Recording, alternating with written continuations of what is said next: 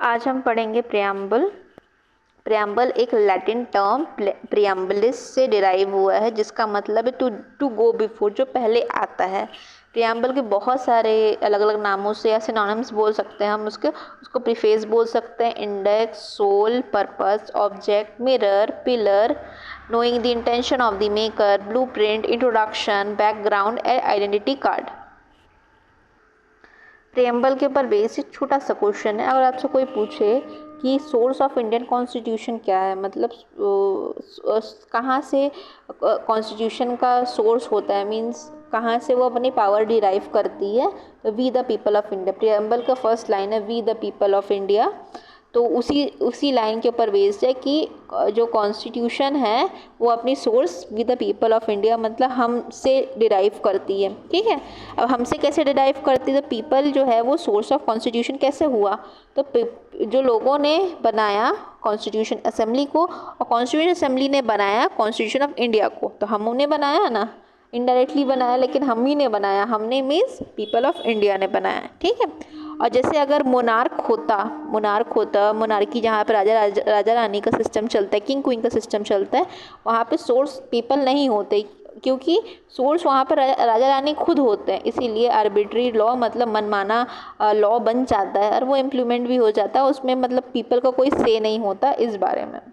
एक छोटा सा क्वेश्चन और, अगर आपसे कोई पूछे कि जो कॉन्स्टिट्यूशन ऑफ इंडिया है वो पॉलिटिकल रिजोल्यूशन का मतलब पॉलिटिकल स्ट्रगल या फिर फ्रीडम्स, मतलब स्ट्रगल से मिला है क्या हमको कॉन्स्टिट्यूशन, बोले नहीं, कॉन्स्टिट्यूशन तो बहुत मतलब हमको आज़ादी से मिला है, आज़ादी के बाद मिला है एक तरह से, लेकिन इंडिपेंडेंट इटसेल्फ हमको पॉलिटिकल रिवॉल्यूशन से मिला है, स्ट्रगल से मिला है। लेकिन कॉन्स्टिट्यूशन बहुत आराम से, बहुत धैर्य से बनाया गया था, इसमें डिलिबरेट डिस्कशन हुआ है, okay, discussion, debates, deliberation, research, बहुत सारी चीज़ों का रिजल्ट है जो कि किया गया था कॉन्स्टिट्यूएंट असेंबली के द्वारा बनाने में। ये थोड़े बहुत बेसिक से क्वेश्चंस हो गए। अब हम लोग डीप में जाएंगे प्रियम्बल के अंदर। अब सवाल दो सवाल आते हैं कि क्या प्रियम्बल पार्ट है कॉन्स्टिट्यूशन का, तो हमारा आंसर है यस।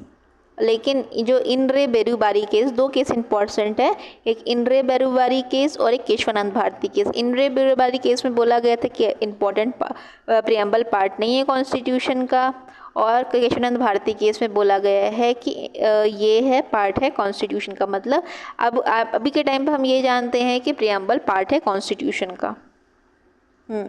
छोटा सा और सवाल है, सवाल पे सवाल है, मतलब ये सब क्वेश्चंस आपके बेसिक लेवल ऑफ अंडरस्टैंडिंग को डेवलप करने के लिए ज़रूरी है। सो कॉन्स्टिट्यूशन पहले बना कि प्रियम्बल पहले बना, तो बोला गया कि कॉन्स्टिट्यूशन पहले बना, और ये जो है कॉन्स्टिट्यूंट असेंबली में 229 मेंबर्स बचे थे, उन्होंने इसको मतलब पहले रेडी किया, कॉन्स्टिट्यूशन को पहले रेडी किया। अब कॉन्स्टिट्यूशन कहाँ से, मतलब कॉन्स्टिट्यूशन कहाँ से आया, तो उसके बारे में हम लोग पढ़ेंगे डिटेल में। लेकिन पंडित जवाहरलाल नेहरू बोलते हैं कि प्रियम्बल जो है वो कॉन्स्टिट्यूशन का एक तरह से प्लेज है, ओथ है, ठीक है, जो कि हर सिटीज़न ले रहा है। ठीक, फिर जो जवाहरलाल नेहरू का बहुत इंपॉर्टेंट रोल है, इन्होंने ऑब्जेक्टिव रिजोल्यूशन करके, मतलब प्रियम्बल का जो ड्राफ्ट था उसको ऑब्जेक्टिव रिजोल्यूशन कहा जाता था, और ये ड्राफ्ट कौन लाए थे, पंडित जवाहरलाल नेहरू जी लाए थे इसको। और ये जो ड्राफ्ट है हमारा ऑब्जेक्टिव रिजोल्यूशन, वो इंस्पायर्ड था प्रियम्बल ऑफ यूएसए से, राइट। और जो ऑब्जेक्टिव रिजोल्यूशन है वो 1946 में जवाहरलाल नेहरू के द्वारा फॉरवर्ड किया गया था, मूव फॉरवर्ड दिया गया था, और 22 जनवरी 1947 को ऑब्जेक्टिव रिजोल्यूशन अडॉप्ट हुआ था। ऑब्जेक्टिव रिजोल्यूशन अडॉप्ट हुआ था, प्रियम्बल अडॉप्ट नहीं हुआ था, ऑब्जेक्टिव रिजोल्यूशन को मतलब अपना लिया गया था, राइट। उसके बाद जो कॉन्स्टिट्यूशन और हमारा प्रियम्बल वो सब इनैक्ट हुआ था हमारा 26 नवंबर 1947 में, 49 में, एंड 26 जनवरी 1950 में इसको इनैक्ट किया गया था। ठीक है, फिर यही ऑब्जेक्टिव रिजोल्यूशन को जब हमने मॉडिफाई किया गया, तो जो आज का हमारा प्रियम्बल है वो उसी से डिराइव हुआ है, मतलब उसी का ही स्वरूप है, एक तरह से बोल सकते हैं। All the preamble is not enforced in the court of law. Preamble को हम कोर्ट ऑफ लॉ में इन्फोर्स नहीं कर सकते, मतलब जैसे फंडामेंटल राइट अगर वायलेट होता है तो हम कोर्ट में केस कर सकते हैं कि हमारा XYZ फंडामेंटल राइट्स वायलेट हो गए। लेकिन अगर हमारा प्रियम्बल में कोई चीज़ दिया गया है, अगर वो वायलेट होता है तो उसके लिए हम लोग कोर्ट नहीं जा सकते। बट वो एक ऑब्जेक्टिव बताता है, वो बताता है कि कॉन्स्टिट्यूशन का क्या ऑब्जेक्टिव है, क्या चीज़ को अचीव करना चाहता है। तो उसको मतलब उसी वजह से जनरली जितने चीज़ें कॉन्स्टिट्यूशन में प्रियम्बल में दी गई है ऑलरेडी कॉन्स्टिट्यूशन में एग्जिस्ट करती है अलग अलग फॉर्म में। तो ऐसा कोई चीज़ नई चीज़ नहीं है जो कि कॉन्स्टिट्यूशन में है ही नहीं, अलग सी कुछ चीज़ है। लेकिन वो हेल्प करता है, कोर्ट को हेल्प करता है। कोई भी आर्टिकल है हमारे दिए गए हैं उसको मदद करता है एक तरह से अंडरस्टैंड करने के लिए जब लैंग्वेज क्लियर नहीं होती, राइट। अब ये तीन डेफिनेशन बहुत इंपॉर्टेंट है, सुपर इंपॉर्टेंट है, ठीक है। ये होरोस्कोप है। तो KM मुंशी सर ने ये कहा था कि कॉन्स्टिट्यूशन का होरोस्कोप क्या है, होरोस्कोप जो वाले होते हैं होरोस्कोप, तो कॉन्स्टिट्यूशन का होरोस्कोप क्या है, तो प्रियम्बल है। प्रियम्बल को होरोस्कोप कहा गया। फिर सोल किसने कहा, तो ठाकुर दास भार्गव ने कहा ये सोल है। और आइडेंटिटी कार्ड किसने कहा, तो आइडेंटिटी कहा है NA पालकीवाला ने कहा कि ये कॉन्स्टिट्यूशन ऑफ इंडिया का आइडेंटिटी कार्ड है प्रियम्बल। ओके, ये पहले कॉन्स्टिट्यूशन अडॉप्ट हुआ था, फिर प्रियम्बल अडॉप्ट हुआ था, दोबारा इस चीज़ को रीफॉर्म किया गया।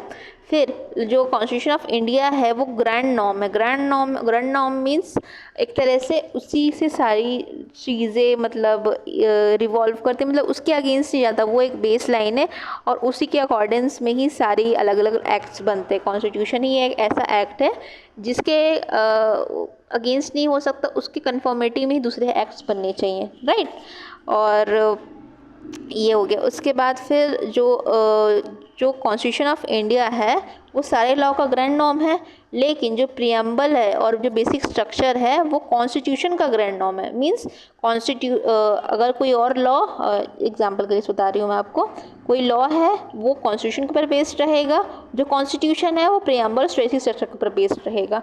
मतलब दोनों एक दूसरे पे डिपेंडेंट है। लॉ डिपेंडेंट है कॉन्स्टिट्यूशन के ऊपर और कॉन्स्टिट्यूशन ऑफ इंडिया डिपेंडेंट है किसके ऊपर, प्रियम्बल और बेसिक स्ट्रक्चर के ऊपर, राइट। इसके बाद जो कंपोजिशन देख लेते हैं हम लोग। तो कंपोजिशन में क्या क्या आएगा, अलग अलग चीज़ें आएंगी, जैसे कि सोर्सेस ऑफ कॉन्स्टिट्यूशन, ठीक है। सोर्स क्या है हमारा, पीपल ऑफ इंडिया।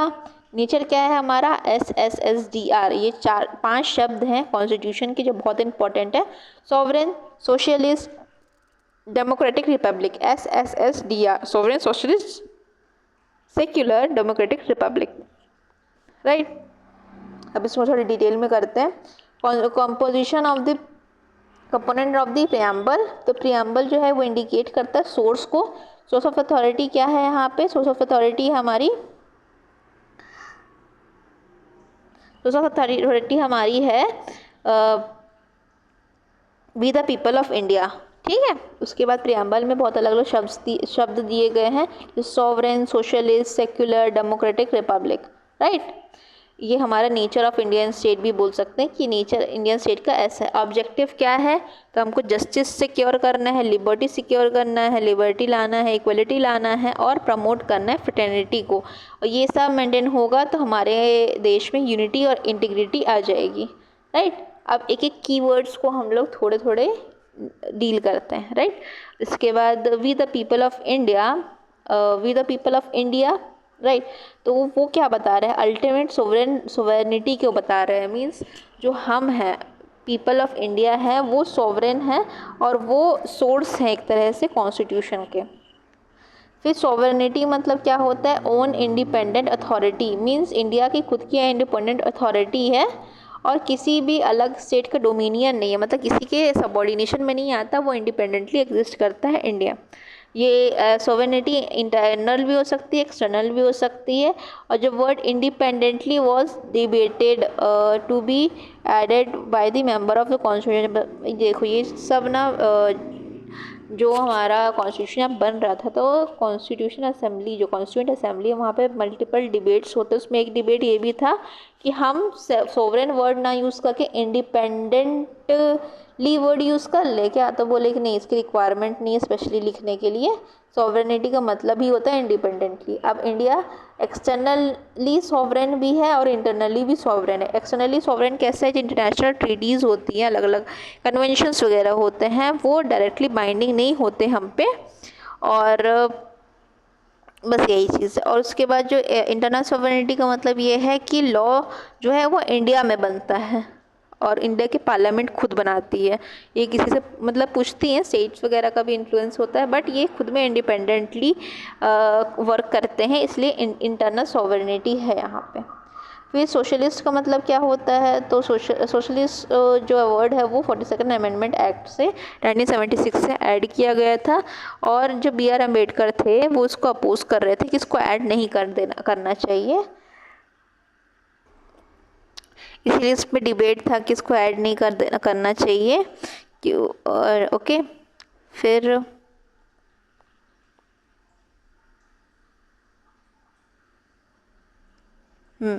अब ये सोशलिस्ट जो वर्ड है वो इकोनॉमिक लेवल पे भी हो सकता है। ये सवाल आ गया कि कैपिटलिस्ट कंट्री बनना चाहती है क्या, तो ये चीज़ हुआ कि नहीं, ये लोगों को डिसाइड करने दो कि हमको कैपिटलिस्ट बनना है कि हमको सोशलिस्ट बनना है, ये लोग खुद से डिसाइड करेंगे, ऐसा भी कॉन्स्टिट्यूशन असेंबली के डिबेट्स में कहा गया था। No the word socialist based on the Gandhian model remove in inequality, minimize the gap between rich and poor. Socialist का असली मतलब गांधीयन मॉडल से लिया गया था, जो कि वेलफेयर स्टेट के बारे में बात करता है।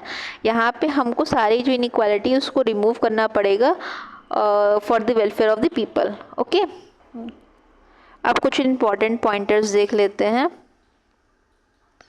तो जो प्रियम्बल है वो प्रियम्बल अगर कॉन्फ्लिक्ट में आता है other provision of the constitution, तो प्रियम्बल प्रिवेल करेगा, राइट। फिर द वर्ड सोशलिस्ट, सेक्युलर और यूनिटी वर्ड जो ऐड किया गया था 42nd अमेंडमेंट एक्ट से, वो सेक्शन 3 या 42nd अमेंडमेंट एक्ट से ऐड किया गया था। फिर Golaknath versus state of Punjab के केस में ये कहा गया था कि प्रियम्बल जो जस्टिस सबा रॉय हैं वो रिमार्क देते कि प्रियम्बल जो है इन नटशेल आइडियल्स और इंस्पिरेशन को कंटेन करते हैं, ठीक है। Political sovereignty lies with in the people of India not the parliament. ये सब इंपॉर्टेंट पॉइंटर्स जो कि मैंने प्रीवियस ईयर्स क्वेश्चन से निकाले हैं।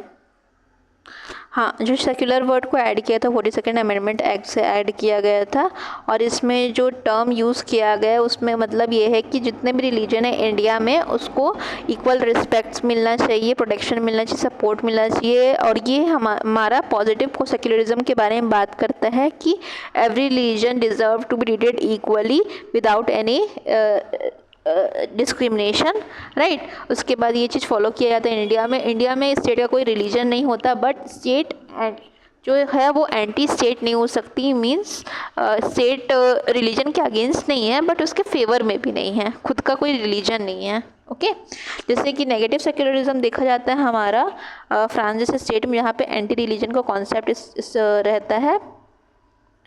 मतलब फ्रांस में एंटी रिलीजन का कॉन्सेप्ट होता है। नेगेटिव सेक्युलरिज्म ये होता है कि जो स्टेट है वो ना रिकॉग्नाइज करती है किसी रिलीजन को, ना कि इंटरवीन करती है किसी भी रिलीजियस अफेयर्स में। फिर डेमोक्रेटिक वर्ड जो है वो डिराइव किया गया है ग्रीक वर्ड से, जिसका मतलब है demos plus kratos. Demo means people, kratos means rule, तो democracy means rule of people.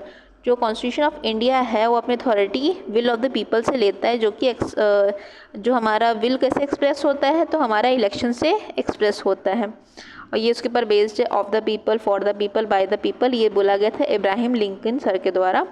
फिर रिपब्लिक जो होती है वो वर्ड हमारा रिपब्लिक बताता है कि जो हेड ऑफ द स्टेट है वो एक इलेक्टेड पर्सन है, जैसे कि हमारा जो प्रेसिडेंट है जो कि डी जूरे हेड है, मीन्स नॉमिनल हेड है, उसको भी इलेक्ट किया जाता है, और पीएम जो है उसको भी इलेक्ट किया जाता है। ये हमारे डिफेक्टो हेड है, मतलब रियल हेड है।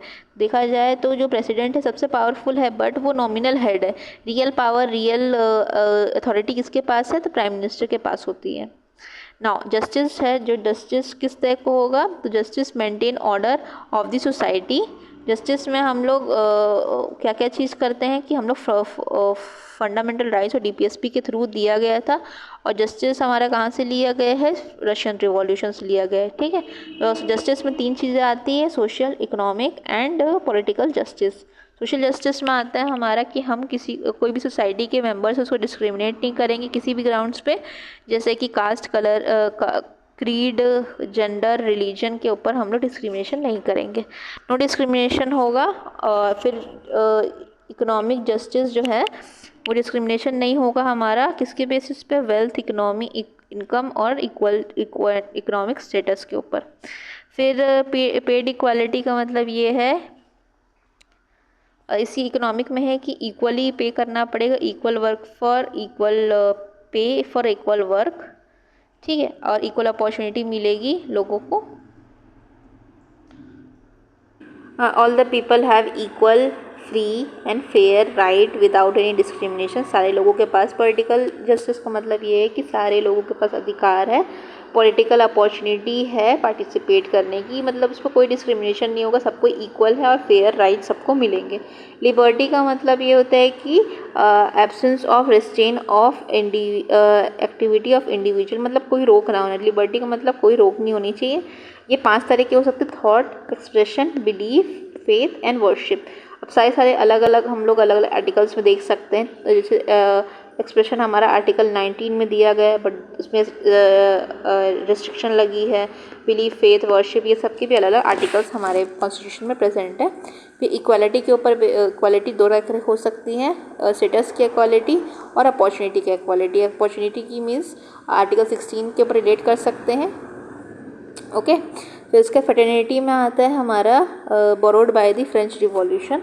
फेटर्निटी वर्ड है हमारा फ्रेंच रिवॉल्यूशन से लिया गया है, और यहाँ पे फीलिंग ऑफ ब्रदरहुड के बारे में बात करता है, और ये सब हमारा डीपीएसपी, सिटीजनशिप और यहाँ पे फंडामेंटल राइट्स में दिया गया है। फिर उसके unity and integrity of India means अखंडता को हम लोग नेशन के को टॉप पे रखना है। ठीक है, इसके बाद बहुत फ्रिक्वेंट आस्क क्वेश्चन है, जैसे कि इस preamble part of constitution, yes, कौन से केस में कहा गया था,